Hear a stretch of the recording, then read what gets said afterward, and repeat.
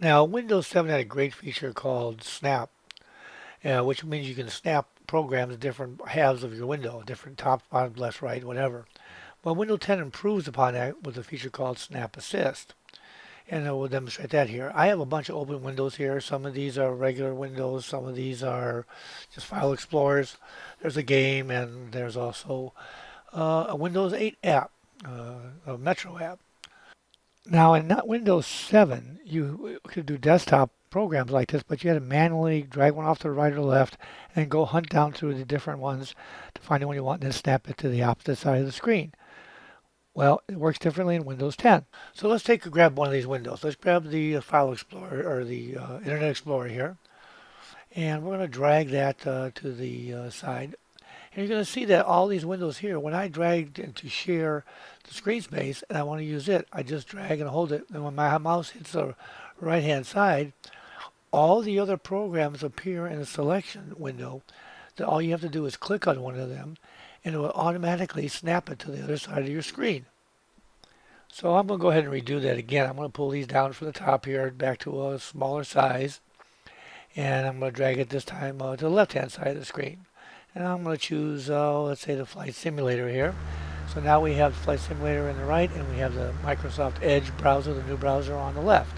Now, if you already have something filling one side of the screen or the other, and you pull something over to the other side, it assumes that you still want the one over there. So you have to get it back to where there's nothing there, and then you can click on one of the ones that it presents. And you notice, by the way, this is the MSN. This is the old Windows 8 app or the new Windows 10, the formerly Metro app. So you can share any kind of apps between Windows on the desktop.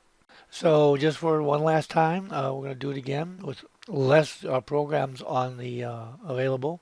And you'll see that the selection icons appear larger because there's less of them to show.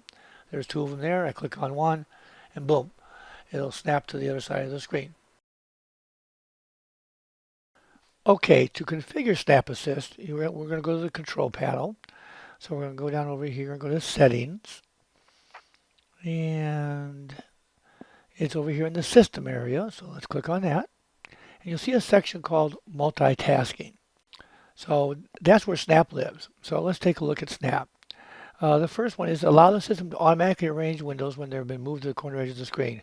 Why you would turn this off, I don't know, but in case it ever gets messed up, that's where you control it. And let's demonstrate that. So I'm going to go ahead and put a program up there and slide it to the right-hand side. Sure enough, it snaps to the side of the screen. So I'm going to bail out of this, go back here, and I'm going to turn that off. And you're going to go ahead and pull it over there. It doesn't work. So there's no real reason why you would ever turn this off, but in case one or two people want to do it, that's fine. The next one is allow the system to dynamically adjust the size of windows when using Snap. Now this was when Windows 8 and you brought up another window on a Metro application on one side, it would readjust the sizes. It no longer applies. I don't think this is in effect anymore, but just leave it on. Lastly, is to allow the system to suggest companion windows when using Snap. Now this is what this tutorial is all about. If you go over here and it's off and it does not do it, so if you turn it on, it does. It's that simple. So in case it gets messed up, here's where you configure it. So this is one of the incremental updates that Windows 10 brings you over Windows 7 and Windows 8. So enjoy the new Snap Assist. It'll make it a little bit more productive and a little less frustrating when working with your system. Hey, and don't forget to subscribe to Old Guy Geek. Come on back for Windows 8 and Windows 10, and Windows Phone 8 and Windows 10, and general how-to videos, all here to help you make the most out of your system.